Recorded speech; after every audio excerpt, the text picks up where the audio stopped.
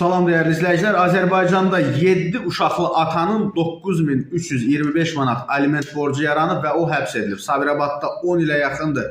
Boşansa da keçmiş arvadı ilə qalan övladlarına aliment ödəməyən kişi həbs edilib. Qafqazinfo xəbər verir ki, rayonun Axtaçı kənd sakini 1984-cü il təvəllüdlü Baxışov Cinayət Məcəlləsinin 306-cı maddəsi ilə təqsirli bilinib və araşdırmalarla müəyyən edilib ki, Baxışov 2009-cu ildə evlənib.